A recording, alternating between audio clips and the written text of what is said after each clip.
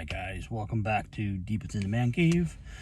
Tonight I am not at home, which is obvious.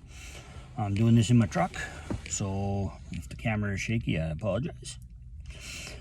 Today I just want to talk about aha moment that I had, which was due to some of the things that I talked about previously about recognizing your triggers for anxiety and writing them down, and putting them like on the shelf, and then working them on them at a later date. So I had one of these things happen, and it took a little bit of work, but it honestly was it's eye-opening as to how these things start and stuff. Your subconscious, sort of almost my favorite topic, but it's because it controls a lot of the way we do things and the way we act without us even realizing it. So one of my anxieties that I have is I get really, really anxious when the topic of traveling is brought up. I know this was a sore spot in my marriage. And it's not that I don't want to travel. I do want to travel. There's places that I want to see. I can get to the point where I can, talk about it, but then actually follow through with making plans or anything, I would stop. And as long as I could remember, sort of back when this started was sort of back in high school once, everyone got their driver's license and stuff like that, and people were old enough, people were going to, little weekend vacations on spring break, camping and all this stuff. That sort of started in high school. So this is when I sort of recognized this pattern of wanting to go, wanting to have fun, and hang out with my buddies and try, silly things as we were teenagers, get in trouble and whatnot. But, sort of last minute, I would come up with an excuse that I couldn't. And that I couldn't leave home, like I had to work, or my car was broken and I had to fix it, or something like that. And yeah, they were excuses. So one of the things that I learned was to follow it back. So you talk about going on trips. Like I have visions, I have dreams of going on trips with my family. When I was still married, a honeymoon and stuff like that. Like, these are vivid dreams that I can see, even what like the clothing we're wearing, how the kids will sound when they're laughing and playing, what it smells like. So these are things that I really, really, really want to do. But for some reason, I would clam up and I have high anxiety about it. So what I found and what I dug through was that when my parents split up, I was 13 years old, and basically my mom got very depressed, and as a 13-year-old boy whose dad went to school in Montreal, that I was sort of left to take care of my sister and my mom.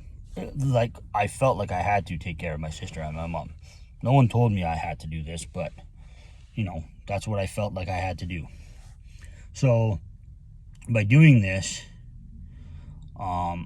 I developed in my subconscious that if I go somewhere or do something, there's nobody there to take care of my mom. Now, as we got older and stuff like that, my sister moved out, and I stayed home. And partly it was like, why would you move out if you didn't have to? Why pay rent if you don't have to? Or when you do pay rent, it's always cheaper at home most of the time. Plus there's free laundry. So I tended to stay home and I didn't really know why, because I was always jealous of the people that had their own places. They could do whatever they wanted, they could party whenever, yeah, eat pizza all the time, whatever, right? Like I always wanted that, but there was something inside that said no. You need to stay here, you need to be here. And I didn't know why, and it was this fear of that if I'm gone and my sister has moved out, even if she was still in the same town, which she was, she's not at home, and what if something happened to mom, right? So this actually has nothing to do with my mom. This has to do with my subconscious telling me that if you're not there to take care of somebody, then nobody is. And they can't take care of themselves, which is complete and utter bullshit.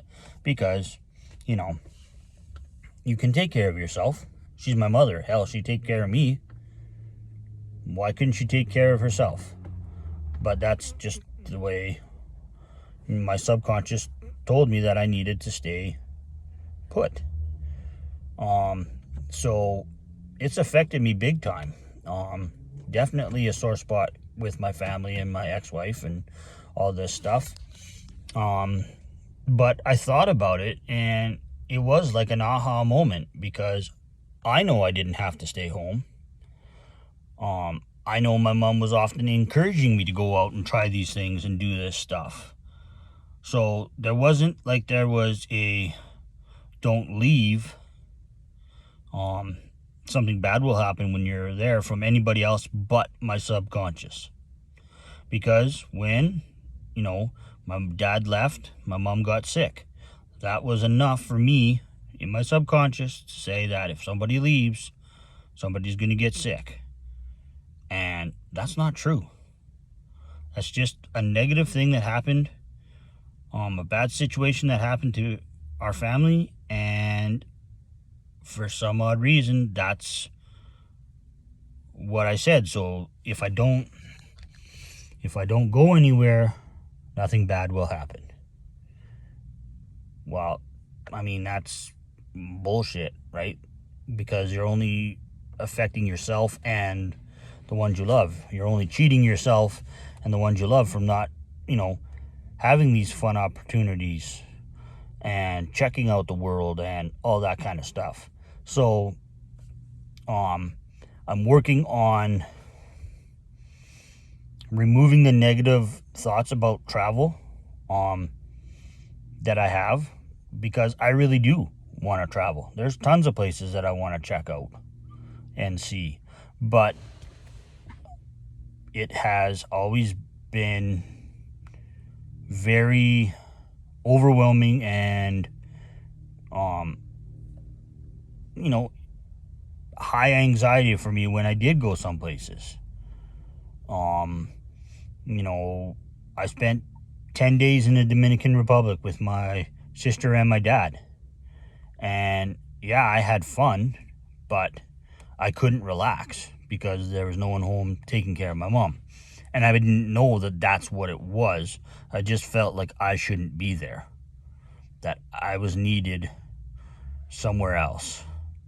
And even on a family trip or anything like that, the desire to get home quite often it didn't ruin my my trips, like I did have fun, even though my wife at the time said that it didn't look like, she couldn't tell that I was having a good time. But it was just so much anxiety wound up because I felt like I needed to be home. So, it's confusing because I want to do all this stuff, but yet my subconscious tells me, no, you're needed at home. Bad things will happen. So I have to work on removing the negativity of that whole period of time where my parents split up and then my mom got sick and I felt like I had to take care of everything, and allow myself to realize that everything will be fine. And you're only robbing yourself and your family from these traveling things. You're creating tension where tension doesn't need to be. And so yeah, I'm working on removing the negativity. It's kind of funny because I really want to go and do something right now, even if it's just by myself, but I'm not allowed to go anywhere. So I'm taking the time to figure this out. So this method of finding things that make your anxiety levels go up and keeping an eye on what triggers it and digging in, it works. Like, it works. Sometimes it takes longer. Sometimes it's not as obvious.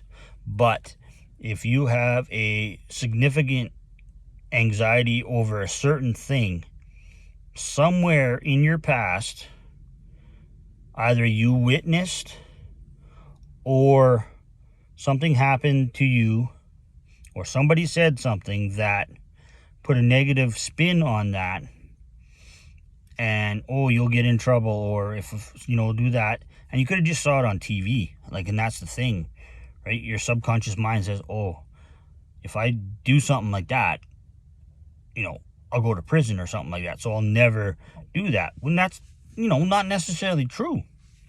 You're not going to wreck something just because you take it apart or something like that.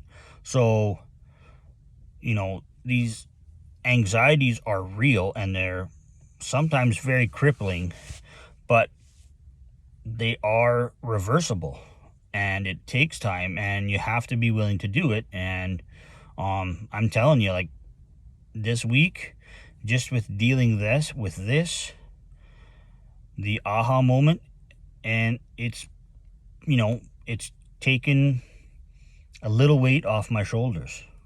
I've felt a little lighter.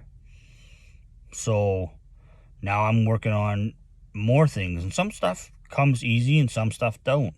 And it's not like as soon as you have the aha moment that negative connotation on whatever it is that you're dealing with that causes the anxiety is just going to go away.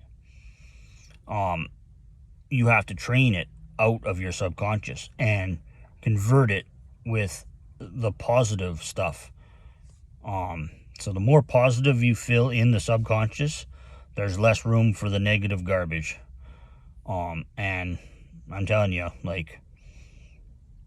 from the anxiety that I have is not as bad as my ex-wife's was, for sure. I know people that it's very scary. I've seen very scary stuff, so I can only imagine what these people are going through from the little bit that I'm going through and dealing with. I would say I have a low case of anxiety. And I mean, lots of stuff triggers it and lots of different things trigger it, but I know some people that are crippled because of it. And if you can pick at it and reverse these things in your subconscious that have triggered with it, you have to deal with it, and the weight off your shoulders is amazing. So please, if you know somebody that is dealing with anxiety or suffers from anxiety, or you suffer from anxiety, please talk to them, share this information. I can post more online about it if people want. I can maybe run through the steps that I did. So if you have questions, please leave a comment. Please share and subscribe. And if you do not want to leave a comment on the YouTube page, you can leave a comment at deepwithinthemancave@gmail.com, and I will get back to you as soon as I can. Stay safe. Just know you're not alone, and until next week, make sure you take care of yourself and take care of others. Talk to you later.